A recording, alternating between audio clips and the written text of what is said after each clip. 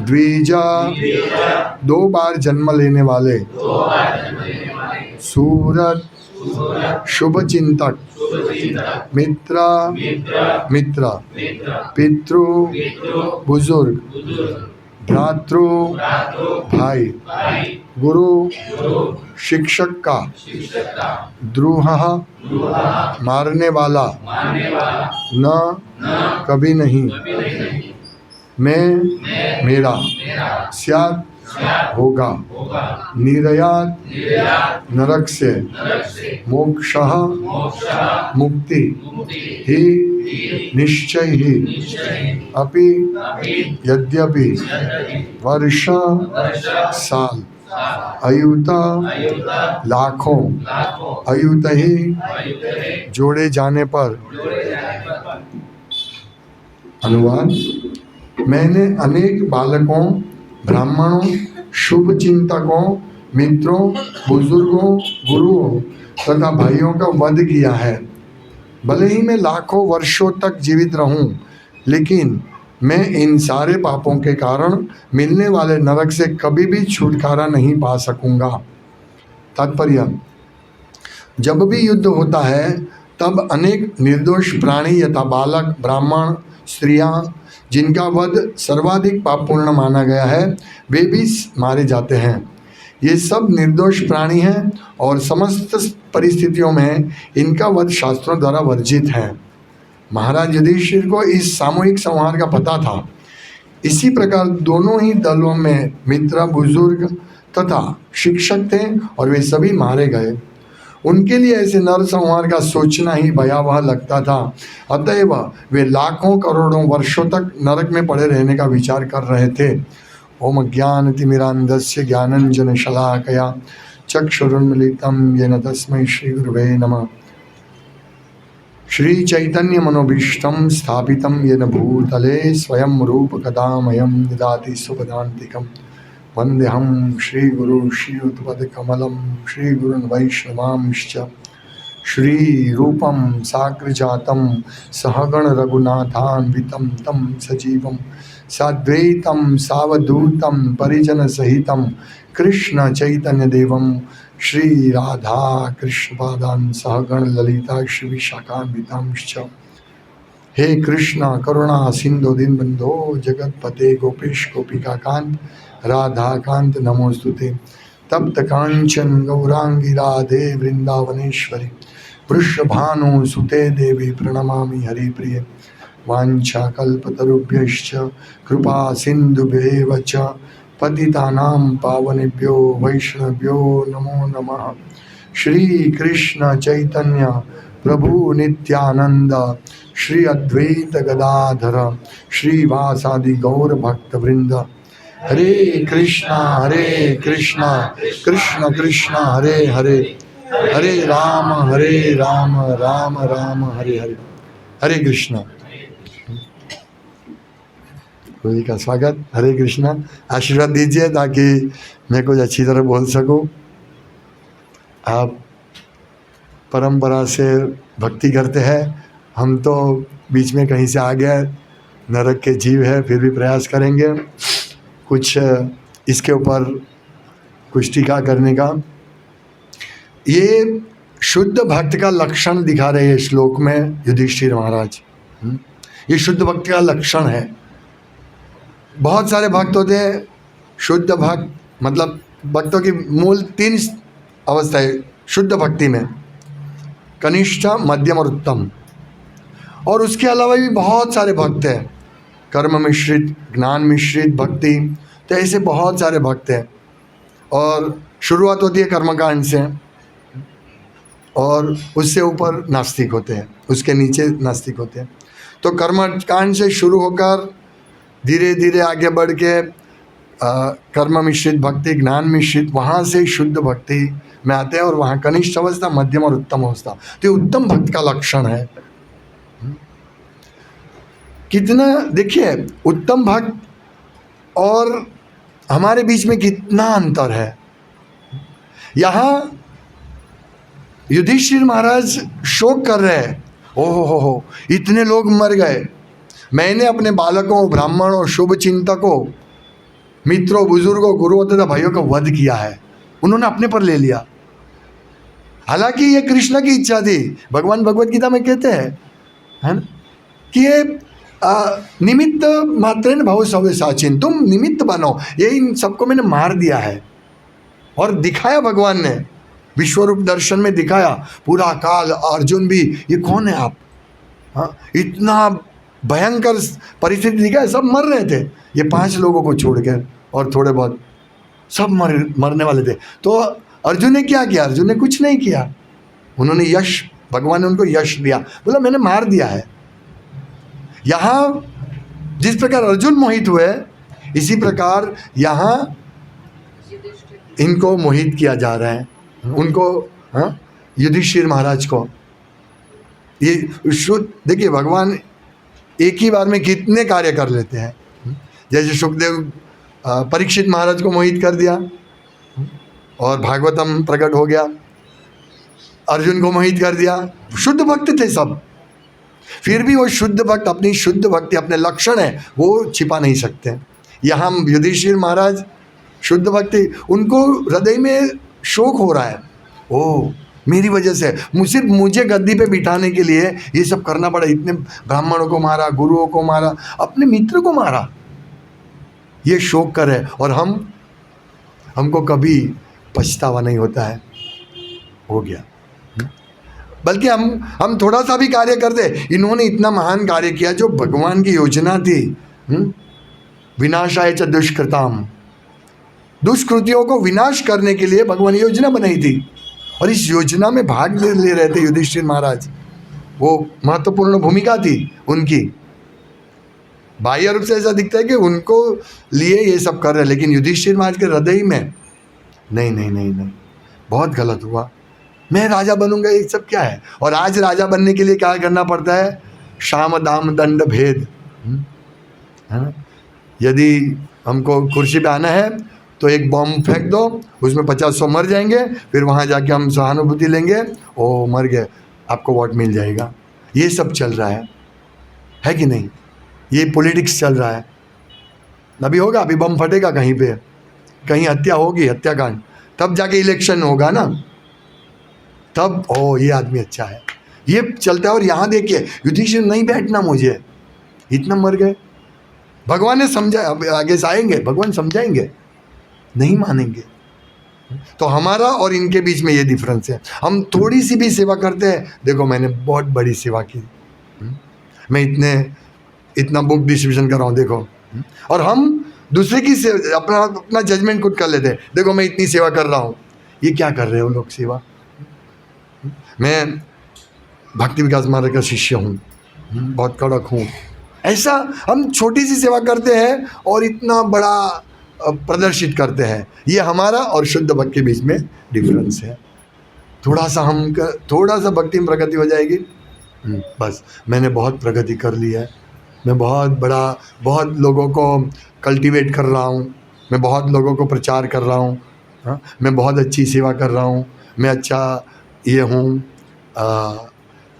पुजारी हूँ, मैं अच्छा कुक हूँ, इत्यादि इत्यादि। हम लोगों को इतना हमारा ये अहंकार को पोषण मिलता है। ये लोग अहंकार कट हो जाए, इनका अहंकार ही नहीं है, युधिष्ठिर महाराज का अहंकार ही नहीं है। देखो मैं राजा हूँ, नहीं, विश्व के सम्राट। अभी तो जो सम्राट है वो पृथ्वी तो क्या है, 7 खंडों में ये लोग समझते हैं, ये एशिया अमेरिका, यही बस यही पृथ्वी, उनके लिए उतना ही पृथ्वी है। लेकिन पृथ्वी कितनी बड़ी है, जहाँ मेरु पर्वत है, सुमेरु, सोने का है, नक्कर सोने का बना हुआ पर्वत। देखिए हम थोड़ा सा हमारा हो जाता है हमारे पास थोड़ा, तो हम बड़ा अभिमान करने लगते हैं। भगवान ने इतना नक्कर सोने का पर्वत बनाया, 84,000 योजन ऊंचा, उसमें 16,000 योजन जमीन में। इतना बड़ा पर्वत बना के भगवान कभी बोला देखो मैंने इतना बनाया? नहीं। यथेच्छसि तथा करो, तुमको जो इच्छा है वो करो। भगवान युधिष्ठिर महाराज को भी समझाएंगे, ये मेरी इच्छा थी, तुमने कुछ नहीं किया तो करना था, नहीं समझे, नहीं भगवान से नहीं समझे। ये हालांकि भगवान की योजना थी, आगे आएगा। लेकिन कहने का तात्पर्य भगवान इतने महान है, ये सब कर रहे हैं, और हम कौन है भगवान के सामने? मच्छर भी नहीं है। कोरोना का बैक्टीरिया दिखता है माइक्रोस्कोप में, वो भी नहीं, हम कोरोना भी नहीं है भगवान के सामने, और हम इतनी बड़ी बातें कर रहे हैं। वास्तव में देखो, सिर्फ इस भूमंडल पर सुमेरु पर्वत का वर्णन हम जब भागवतम से पढ़ेंगे तो हमारा अहंकार चूर हो जाएगा। हमारे पास कितना सोना है? मेरे पास 200 तोला सोना है। क्या 2 किलो सोना क्या बड़ी बात है? नहीं, ये तो पूरा पर्वत ये सोने का हो तो भी हम समझ सकते हैं, ओ इतना, ये राधेश प्रभु के पास इतना सोना है, हाँ बहुत बड़ा आदमी लगता है ना। अरे ये उसका साइज कितना है मालूम है? ये तो मैं लंबाई ऊंचाई की बात कर रहा हूँ, और आधा मतलब 16,000 योजन जमीन में, 16,000 योजन कितना हुआ? 16,000 गुणिया 12, तो वो जो भी हुआ 116,000, 1,60,000 प्लस और जो भी है वो, मतलब कम से कम 2 लाख किलोमीटर अंदर है पर्वत। बाप रे बाप, और हम कहाँ हैं? हम ये सब नहीं। इसीलिए भगवान को जब भगवान का विषय आता है तो नास्तिक लोग क्या बोलते हैं? ऐसा कैसे हो सकता है? ऐसा पर्वत हो सकता है? नहीं, भगवान है नहीं। और जो भक्त होते हैं, हाँ भगवान है, भगवान ऐसे ही है। ब्राह्मण और चमार की सबको स्टोरी मालूम है। तो जब ब्राह्मण को बोला कि भगवान हाथी को सोई के नोक से पसार करे इधर से उधर, तो ब्राह्मण कहा ऐसे कैसे हो सकता है? ऐसे कैसे हो सकता है? हाथी को ही सोई के नोक से आप पसार हो सकते हैं? नहीं नहीं, गलत है, वो नहीं स्वीकार दे, नास्तिकता है, नास्तिकवाद है। और चमार को बोला, वो तो रोने लगा, नाचने लगा, रोने लगा। तो बोला तुमको इतना विश्वास क्यों है? कैसे तुम बोल सकते? अरे मैं हर रोज देखता हूँ भगवान की लीला, मेरी आँख खुली है, मैं यहाँ बैठता हूँ ये वट वृक्ष के नीचे, एक एक उसके जो फल गिरते हैं, एक एक फल में असंख्य बीज है, और एक एक बीज में ऐसे वट वृक्ष बनाने की शक्ति है। ऐसे असंख्य, एक ही वट वृक्ष, एक ही फल में असंख्य बीज है, और ऐसे तो असंख्य फल रोज गिरते हैं। हाँ, तो भगवान के लिए छोटा कार्य है, इसमें कोई आश्चर्य नहीं है। तो वो ऐसे भक्त ऐसे सोचता है, ओ भगवान आप कैसे है, आपने क्या कर दिया? हाँ? आप क्या, मतलब इम्पॉसिबल जो लगता है वो इनको लगता है भक्तों को, लेकिन भक्तों के लिए ऐसा नहीं है। हाँ? भक्त मानते उनका हृदय शुद्ध है। तो हमें इस प्रकार से भक्त को हमेशा यही सोचता है कि भगवान अचिंत्य है, और भगवान की जो भी लीला है वो अचिंत्य, हमारे बस की बात नहीं है। हमें सिर्फ इतना ही, ये भगवान है, पूर्ण पुरुषोत्तम परमेश्वर है, हमें वहाँ तक जाना है, यही समझना है। तभी हम युधिष्ठिर महाराज के तक कि जैसे हम सोचना शुरू करेंगे। प्रभुपाद कहते हैं कि जैसे यमराज और यमदूतों अजामिल को पकड़ने आए, और अजामिल ने नारायण बोला तो तुरंत विष्णुदूत आए, तो विष्णुदूत और यमदूतों का चर्चा हुआ, वार्तालाप हुआ। ये प्रभुपाद समझाते हैं कि वार्तालाप हुआ तो पहला प्रश्न उन्होंने पूछा, उन्होंने पूरा बात किया, जैसे युधिष्ठिर महाराज धर्म, जैसे धर्म ही ऐसे बात करे कि बालकों, ब्राह्मणों, शुभ चिंतकों, मित्रों, इन सब का वध हो गया। तो ऐसे ही ये अज्ञानता की बात है। ऐसे ही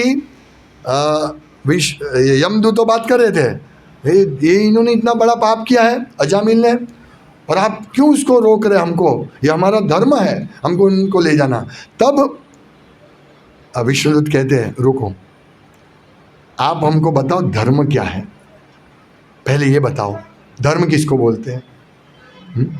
तो नहीं जवाब दे पाए। तो ऐसे प्रभुपाद समझाते हैं कि यदि भक्त को पूछे कि भगवान कौन है, कृष्ण क्या है, कृष्ण बताइए, समझे, कृष्ण भावनामृत हो आप तो कृष्ण क्या हो समझाइए। बोलेंगे ठीक है, वो भी एक देव है, हम 5 देव है, परमात्मा भी है, विष्णु भी है, गणेश जी भी है, शिव जी भी है, दुर्गा देवी भी है और हमारे भी कुल देवी है, सब समान है। नहीं तो आप कृष्ण कॉन्शियस नहीं हो, आप छन्न भक्त हो, छद्म भक्त हो। यदि आप कृष्ण कॉन्शियस हो तो आपको मालूम होना चाहिए कि कृष्ण क्या है। इसलिए हमको सावधान है ना, कोई भी प्रश्न पूछे हमारे पास जवाब होना चाहिए। हाँ कृष्ण, हाँ कृष्ण पूर्ण पुरुषोत्तम परमेश्वर है, ईश्वर परम कृष्ण अनादिरादिर गोविंद सर्व कारण कारणम, उसके बढ़कर उसके समान कोई नहीं है। ये हमको तुरंत ये होना चाहिए। ये ज्ञान है, सिर्फ ज्ञान प्राप्त नहीं करना है। ज्ञानम ते हम सभी ज्ञानम, विज्ञान में लाना है। ठीक है, हम मानते हैं कृष्ण परमेश्वर है, लेकिन हम थोड़ा हमारा देव देवता कुल देवता की भी पूजा कर लेंगे। शायद हम शुद्ध भक्त नहीं बने और ये देव देवता हमको ये करेंगे। तो कृष्ण में इतनी शक्ति है तो ज्ञान के साथ विज्ञान होना चाहिए। जैसे एक बार अरिंदाक्षों ने मैसेज भेजा था, वो कौन सा देवी, आप क्या बोले थे, वो उस व्रत चल रहा था कोई है घनघोर, प्रभु जी ने भेजा था कि आज से अब सब लोग घनघोर का व्रत करो। तो ये कृष्ण भक्ति नहीं है। हाँ, यदि आप शुद्ध कृष्ण भक्ति में नहीं है तो ठीक है, तो आप सब देव देवता का पूजा करो और वेदों के जो नियम है उसके हिसाब से आप कीजिए, अलग अलग देवता का पूजा कीजिए। लेकिन यदि आप अपने को शुद्ध कृष्ण भक्ति के मार्ग पर समझना चाहते तो ये बंद करना पड़ेगा। वो फिर आप कितना भी भागवतम पढ़ो, कितना भी ज्ञान दे दो, पूरे ब्रह्मांड का ज्ञान दे दो, आध्यात्मिक जगत का हमको मालूम है, गोलोक में क्या है, वैकुंठ में क्या, हमको सब मालूम है, लेकिन ये घनघोर का पूजा करेंगे हम, ये नहीं चलेगा। ऐसी बात यहाँ हो रही है। मुझे मालूम है कि हम आत्मा है और ये सब जो ब्राह्मण, ये सब जो वो भी शरीर उनको मर गए, तो ऐसा नहीं होएगा। ये तो गलत काम है, मुझे नरक में जाना पड़ेगा। मैं ये दो चीज़ बता रहा हूँ, मैं युधिष्ठिर महाराज का दोष नहीं ढूंढ रहा हूँ, वो तो शुद्ध अति शुद्ध भक्त है। हाँ, लेकिन उनको मोह में भगवान की इच्छा से, भगवान चक्रधारी कृष्ण की इच्छा से ये सब हो रहा है, वो मोह में गिर रहे हैं, ताकि भगवान और उसका एक और काम करवाएंगे कि मेरा भक्त मृत्यु की शैया पे भी उपदेश दे सकता है, वो विचलित नहीं होता। यह है भक्त और अभक्तों के बीच का डिफरेंस। अभक्त क्या होते हैं? मेरे पे इतने, अभी मेरा एक स्कूल फ्रेंड मिली, वो उनको मालूम पड़ा मैं कृष्ण भक्ति में हूँ, तो उन्होंने मुझे, उनकी मदर का एक्सपायर हो गया, तो उन्होंने मुझसे भगवत गीता के बारे में बात की। तो मैंने बोला आपका महंगा बहुत है। फिर मैंने उनको सब समझाया, तो मैंने बोला जो आपको देना है पैसा वो दे दीजिए, ले लो। हाँ, तो उन्होंने लिया, 27-28 भगवत गीता ली जैसे तैसे। फिर उनसे थोड़ा वार्तालाप हुआ, तो मैंने बोला तुम पढ़ना। बोला भगवत गीता पढ़ने से क्या लाभ होगा? तो आप दे रहे हो ना, वो तो विधि है इसलिए हम दे रहे हैं। बोला मेरे हस्बैंड एक्सपायर हो गए हैं, भगवान ने मेरे सामने देखा नहीं। बोला भगवान, आपके हस्बैंड एक्सपायर हो गए, ठीक है, जितना आपका संबंध था उतना रहा। हाँ, वो परमानेंट थोड़ी रहेंगे, किसी को तो मरना है। बोला मेरी जवानी थी और मर गए, तो इसमें भगवान का क्या कसूर है? आपने कुछ ऐसा कार्य किया होगा पिछले जन्म में, इसीलिए आपका हस्बैंड जल्दी मर गया। लेकिन मेरे बेटे का क्या हुआ, मेरी बेटी को तो बाप का नहीं मिला। बोला मैं भी 13 साल का था, मेरे पिताजी एक्सपायर हो गए, क्या कर सकते हैं? हमारा इतना पितृ सुख मेरा इतना ही था, हो गया, खत्म हो गया। और ये लोग मतलब फिर धीरे धीरे वो इतने कन्विंस हुए कि भाई ठीक है मैं भगवत गीता पढ़ूंगी। लेकिन थोड़ा सा भी उनके ऊपर थोड़ा सा भी दुख आता है, तुरंत भगवान को बोलना शुरू कर देते हैं, तुरंत, हो भगवान आप कितना दुख देते हैं। और जब मैंने उनको बोला कि आप अभी जीवन में अब तक, आपका उम्र 53 ईयर्स है, तो आप अब तक कभी भूखे रहे, सोए भूखे? नहीं। आपकी बेटी छोटी थी, उनकी शादी हो गई, तो वो उनका शादी हो गया, उनके सेटल हो गया, फिर भी आप कृष्ण को क्यों गाली देते? ये सब भगवान ने तो करवाया। कभी यश भगवान को देना हम नहीं चाहते हैं, सब यश हम लेना चाहते हैं, मैंने किया मैंने किया मैंने किया। यहाँ युधिष्ठिर महाराज जैसे भक्त भगवान को यश देते हैं और दोष अपने पर लेते हैं। यह है ना दोष, मेरी वजह से ब्राह्मण मर गया, बालक मर गया, वृद्ध लोग मर गए, मेरी वजह से, ये दोष अपने पे ले लेते हैं। ये मिश्र भक्त, शुद्ध भक्त और नास्तिक का बीच का ये डिफरेंस यहाँ हमको क्लियर हो रहा है। हमेशा वही, कभी कोई ऐसा नहीं बोलेंगे कि ओ आज मेरे पास इतना पैसा है, ये भगवान ने दिया है, चलो मैं भगवान के लिए वापरूँ। नहीं, ये मेरी, मैं आगे भी बताया था, ये मैं बार बार ये चीज़ बताता हूँ। और हमको ये ध्यान रखना चाहिए, जब हमको कुछ सुख मिलता है, क्षणिक सुख, हमारा क्षणिक सुख क्या है? धन मिलना, सोना मिलना, जो कि कलयुग का पूरा समावेश है इसमें, सोने में वो मिलना हमारा सुख है। बस मेरे पास इतना धन है, मेरे पास इतना सोना है, यही हमारा सुख है। हमारी सुख की भाषा इससे ऊपर है ही नहीं। क्यों? क्योंकि इससे हमको अच्छी इंद्रिय तृप्ति मिलेगी, होगी। इसीलिए हमारे सुख की हम कुछ भी करते, हम तराजू में तोलते हैं। देखो इतना सुख मिला, मैंने इतनी भक्ति की, मुझे इतना लाभ हुआ है। ये 3 आनंद है। जड़ानंद, जो हम अभी इसमें मज़ा आ रही है हमको, भक्ति करते हैं, थोड़ा जड़ानंद मिलता है, खुश है हम। दूसरा है ब्रह्मानंद, और तीसरा है दिव्यानंद, कृष्ण सेवानंद। तो कृष्ण की सेवा करने से जो रियल आनंद मिलता है, वो ये जड़ आनंद नहीं है। वो कैसे मालूम पड़ेगा कि हम कृष्ण सेवा कर रहे हैं, जड़ आनंद नहीं ले रहे हैं? जब आप लोग रात को गरबा खेले नहीं जाएंगे तो हम समझना है कि हाँ, जड़ानंद में नहीं है। हाँ ठीक है, थोड़ा सुन लिया, ये थोड़ा गरबा देख लिया, थोड़ी लड़की को देख लिया, हाँ रास खेलते देख लिया, सुन लिया, अच्छा लगता है। ये तो नवरात्रि है ना, इसमें तो माता जी का ही है ना, ओढ़नी ओढ़े उड़ूने भले उड़ी जाए। कोई सोचते नहीं है। ये जड़ आनंद ऐसा है कि इसमें मज़ा आता है। अभी वो किसी लड़की की ओढ़नी उड़ जा रही है और वो सामने बोलता है ओढ़नी ओढ़े तो, अरे ओढ़नी उड़े तो भले उड़ी जाए। ये मेरे सामने बड़ा, इतना सब बहरे हैं ना, इतना बड़ा स्पीकर लगा के रखते हैं, सब बहरे हैं जैसे, और मेरा बिल्कुल सामने ही घर। हाँ, तो मैं सोचा चलो 2 मिनट, मेरा जब हो गया, प्रसाद लेके मैं बैठा था, तो ये सॉन्ग है, मैं तुरंत दौड़ के अंदर गया। मैं वाइफ को बोला, देखो कितना गंदा गा रहे ये माता जी के नाम पर, ओढ़ने उड़े तो भले उड़ी जाए। हाँ, मारा हिया में कहीं कहीं था ये। बाप रे बाप, कितना अश्लील है गाना। देखो है कि नहीं? हम सोचते नहीं, हम ये भक्ति है, माता जी की भक्ति है। नहीं, ये भक्ति नहीं है।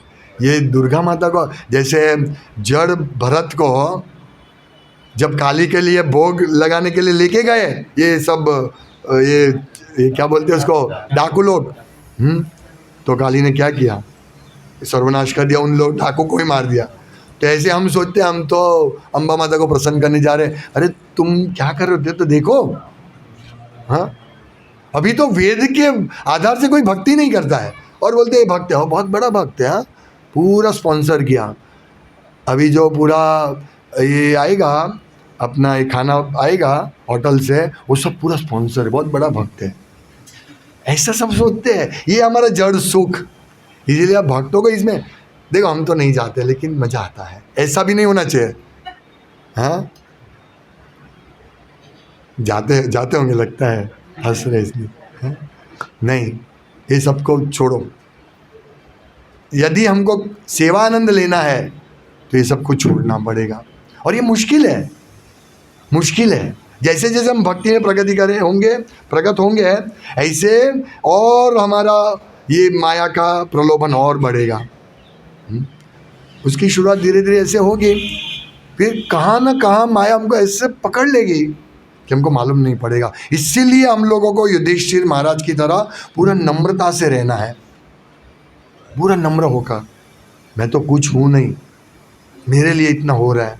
और हम इसलिए जब हम इवन हमारा पूरा परम पूज्य भक्तिकांत महाराज के जो भी शिष्य बुक डिसीजन में एक्सपर्ट है, लेकिन वो भी अहंकार नहीं आना चाहिए कि मैं बुक डिसीजन कर रहा हूँ, ये लोग नहीं करे, ये बाकी के सूरत के ग्रुप नहीं करे। नहीं, ठीक है, वो और सेवा कर रहे हैं, अब समझ रहे हैं। तो ये अहंकार भी हमको लेके डूबेगा, चाहे हम सेवा तो कर रहे हैं लेकिन इसमें हम दिव्यानंद नहीं, दिव्यानंद के पीछे नहीं दौड़ते, जड़ आनंद। हाँ, वंडरफुल वंडरफुल। ऐसा नहीं, हमको बहुत सावधान रहना है सब चीज़ में। इसलिए जब जब हमारी तारीफ हो तो और ये माया से सावधान रहना। बहुत अच्छा है, बहुत अच्छा कर रहे हो आप लोग, बहुत नहीं, तारीफ नहीं, हमको क्या सुनना है, डांट सुननी है। अरविंद अक्षर से डांट सुननी है। कितना भेजा? आज 10 भागवतम, 10 ही भेजा। अरे इतना भेजा, 10 बोल रहे। हाँ, तारीफ होनी चाहिए हमारी, नहीं है। इसलिए गुरु कभी तारीफ, जब गुरु तारीफ कर दे तो सोचना चाहिए, गुरु तारीफ करे, इतना अहंकार बढ़ जाएगा हमारा। है अहंकार, है ही, अभी निकलता नहीं है। ऐसे थोड़ी ये सादे इससे निकलेगा, जबरदस्त साधना चाहिए। ये कोई हमारा जो ये ब्रह्मांड से बाहर निकलना है, वह गोलोक जाना है, तो ये सब काटना पड़ेगा, युधिष्ठिर महाराज जैसा होना पड़ेगा। पृथ्वी, जल, अग्नि, वायु, आकाश, एक से बढ़कर 1 से 10 गुना। पहला पृथ्वी तत्व ब्रह्मांड से 10 गुना। पृथ्वी, जल, अग्नि, वायु, आकाश, और फिर प्रकृति के 3 गुण, महत्तत्व, इन सबको कैसे काटेंगे? प्रकृति के 3 गुण बाद में, सब पहले जड़ तत्व को काटना है, फिर वहाँ जाने। तो अभी तो हम जड़ तत्व में फंसे हुए हैं। देखो मैं बहुत बड़ा हूँ, आदमी हूँ, मैं ये सब अच्छा सेवा करता हूँ मैं, मेरे से बढ़कर कोई है नहीं। आप क्या करते, कितना भागवतम बांटते हो? एक भी नहीं। देखो हम 5 भागवतम बांट के आए। ये भी, ये जड़ आनंद में परिवर्तित मत करो, और भगवान की कृपा से हो गया। ये है ना, हमें मालूम है प्रभु, हमको मालूम है, हमें कोई अहंकार नहीं है। हम तो भगवान की सेवा के लिए करते हैं, हम सेवा के लिए ही करते हैं और करना ही चाहिए। लेकिन ये बीच में थोड़ा ये होना, जैसे हम दूध पाक बनाते हैं, क्षीर बनाते हैं, तो उबालते हैं, तो फिर ऐसे ही रखते हैं, नहीं, सतत हिलाना पड़ेगा, नहीं तो चिपक जाएगा नीचे। इसीलिए हमारा अहंकार को देखना, चेक करना पड़ेगा, अहंकार चिपका है कि निकल रहा है? अहंकार रहेगा तो भारी पड़ेगा और निकलेगा, अहंकार निकलेगा, ऐसा कोई इम्पॉसिबल नहीं है। लेकिन बार बार चेक करना पड़ेगा, कितना हुआ, कितना चावल बराबर पका कि नहीं। एक चावल देखते हम, तो ऐसे ही ये चावल पक गया, युधिष्ठिर महाराज का चावल पका हुआ है, हम जज कर सकते हैं ना, क्योंकि उनको हृदय से हो रहा है कि मेरा, ओ बाप रे बाप, मेरी वजह से इतने मर गए, मुझे सिर्फ गद्दी पे बिठाने के लिए, उनका पक गया। इसी प्रकार हम लोगों को, जब हम जो सेवा करते हैं उसमें असंतुष्टि हो, तब समझना चाहिए हमारी सेवा असंतुष्ट होनी जाए, मैं कुछ सेवा नहीं कर रहा हूँ। कभी कभी भक्त बोलते हैं, और सेवा करते नहीं हैं ज़्यादा, थोड़ी बहुत से, और बोलते हैं, वैसे बोलते बहुत, वो सोचते बहुत सेवा कर रहा हूँ, प्रभु मैं तो कुछ सेवा ही नहीं कर रहा हूँ। हाँ सही बात है, तुम नहीं कर रहे हो सेवा, लेकिन हम उनको बोल नहीं सकते। अभी एक भक्त को थोड़ा तकलीफ़ हुआ था, तो उनको हम समझा रहे थे, उनके परिवार को समझा रहे थे कि देखो ये मनुष्य जीवन है, भक्त है, अच्छा भक्त है, देखो समस्या आती रहेगी, लेकिन हमें इस समस्या से विचलित नहीं होना है, आप समझाओ। तो बोलते हाँ हम समझाते ही, ऐसे ही समझाते हैं, मतलब वो लोग, हाँ हम समझे हुए, आपका उपदेश की आवश्यकता नहीं है। ऐसा मत बनाओ अपने आप को कि इसमें इनपुट ही नहीं आया है। जैसे ये विष्णु दूतों ने यमदूतों को बोला, पहले बताओ धर्म क्या है, वो पहले बताओ। वो एकदम अहंकार हो गया उनको, हम तो सब जानते हैं धर्म को, तो ये क्या धर्म है? हमारे स्वामी नारायण का नाम बोला और आप उनको लेने आए, तुम धर्म कुछ नहीं जानते हो, बड़ी बड़ी बातें करते हो, डांटा। ऐसे हमको डांट पड़नी चाहिए। लेकिन कोई भक्त ऐसे हम डांटते हैं तो राधे श्रोत ऐसे ही है, हाँ डांटते रहते हैं, अरविंद को ऐसे ही डांटते रहते हैं। ऐसा नहीं होना चाहिए। ये तो हमारे शुभ चिंतक है कि हमको डांट रहे हैं, हमको तो डांटने वाला कोई है नहीं, ये है डांटते हैं, पिता डांटते हैं ना, मुंह में उंगली मत डालो, बैठो इधर, ये करो, पिता डांटते हैं। तो अच्छा बेटा बोला, हाँ पिताजी सॉरी, क्षमा कीजिए। तो हमें अच्छे ऐसे भक्त बनने हैं कि अभी अर्जुन को तो डांटा ना पहला ही, अशोचानन शोचस्त्वम प्रज्ञावादांश भाष से, तुम बहुत विद्वान की बात कर रहे हो, और तो 1 नंबर के मूर्ख। विद्वान की तरह बात कर रहे हो, डांटा, ऐसी डांट खानी चाहिए, तब हमारा अहंकार उबलेगा और निकलेगा। डांट नहीं खाएंगे, अहंकार नहीं निकलेगा। इसीलिए स्ट्रांगली कोई बोले हमको, मतलब ऐसा नहीं कि अभी अभी आज से भी ऐसा ही हो जाएगा, ये इनको डांटेंगे उसको नहीं, सबको अधिकार नहीं है डांटने का। हाँ, ये शिक्षा गुरु का काम है, सबको नहीं है, सीनियर भक्तों का काम है। फिर तो डांटना शुरू कर देंगे, ये छोटा भक्त बड़े को बोलेगा हाँ ये ऐसा ही है, फिर वो जज करना शुरू कर देगा। मेरे साथ ऐसा होता है, अरविंद अक्षर को मालूम है। थोड़ा सा प्रचार किया, हाँ अभी बहुत थोड़े भक्तों को डेवलप किया, अभी हम इसके ऊपर हो गए, राजेश प्रभु के ऊपर हो गए हम। ठीक है, आप ऊपर हो, क्या फ़र्क पड़ता है, पर जो वास्तव में समझना है, ये राजेश प्रभु बहुत गुस्से वाले हैं, वो तो उनको बहुत अहंकार है। क्या अहंकार है?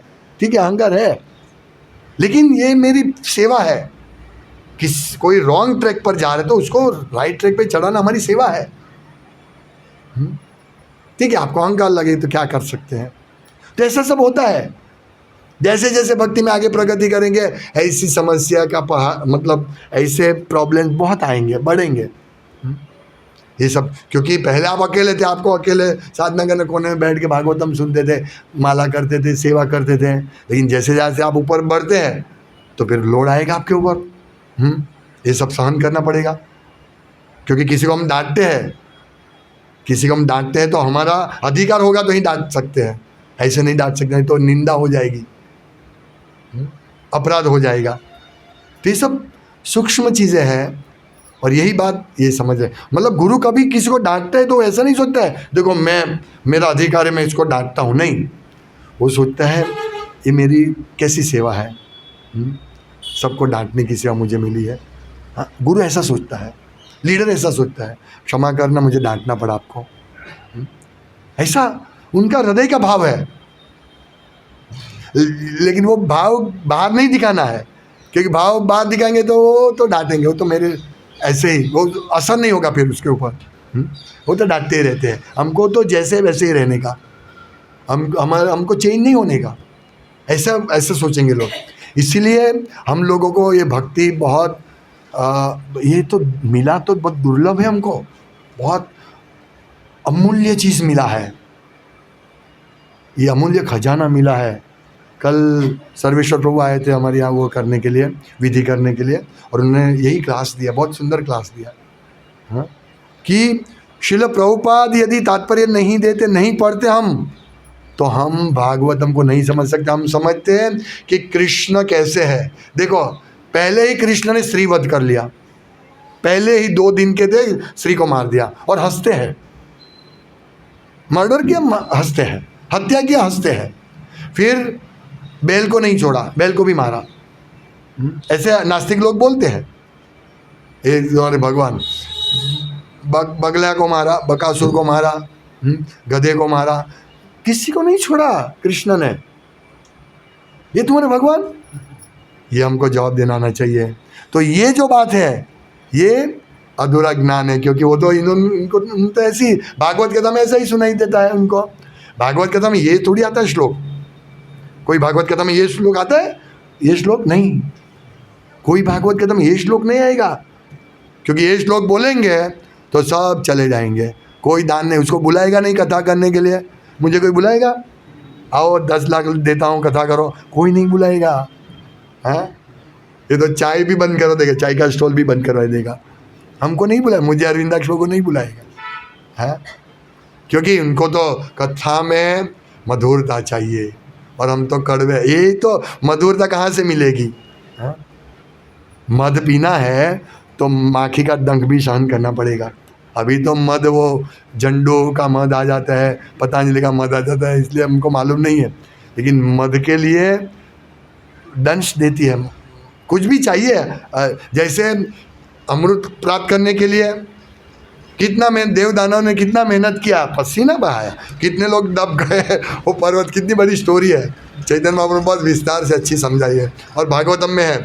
पहले पर्वत लेके आए, फिर कितना समस्या है, भगवान ने सब समस्या से समाधान किया। लेकिन कितना कष्ट, फिर क्या मिला? अमृत मिला, तब अमृत मिला ना। तो ऐसे नहीं मिलता, ये कथा का अमृत ऐसे नहीं मिलता, ये जड़ अमृत है। जो ये भागवत कथा जो पैसा लेकर करते हैं ना, वो जड़ अमृत है।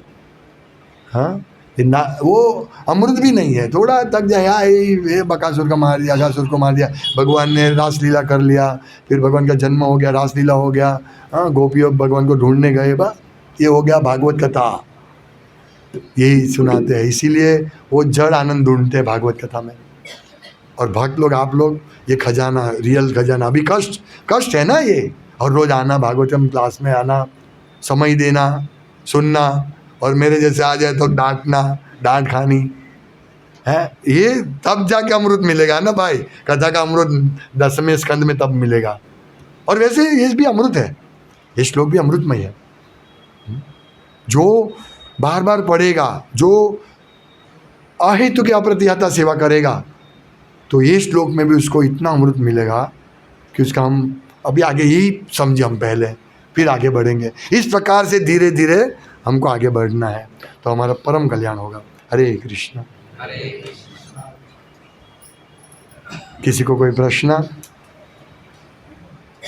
शिला प्रभुपाद की जय। वंशकल्पतरुभ्यश्च कृपा सिन्धुभ्यश्च पतितं पावनेभ्यो वैष्णवेभ्यो नमो नमः। दन्ते निधाय त्र्यम्बकं पद्यो निपत्य कृत्वा च काकुशतं एतदहं ब्रवीमि।